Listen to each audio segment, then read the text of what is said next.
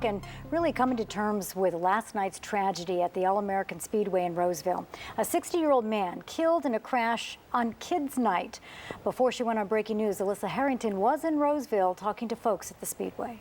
This picture shows 60-year-old Ron Pestana doing what he loved, racing. Pestana had been racing for years, was a mini super truck champion, and loved the track so much he was the lead singer of a band that sang about it.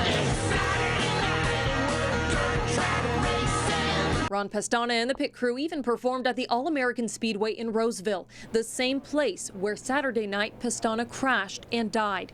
Speedway manager Ken Brooks says this is the third fatality at the racetrack since it opened in 1954. It's unfortunate. It's part of racing. It's nothing that any of us ever want to see or want, but we know it can happen. The accident happened on the fourth lap of the spectator race. Pestana was rounding a turn at about 45 miles per hour when he veered up the track and slammed into the safety barrier. Straight head on into those tires.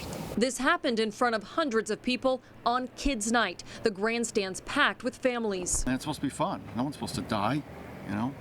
It's devastating. The whole crowd was devastated.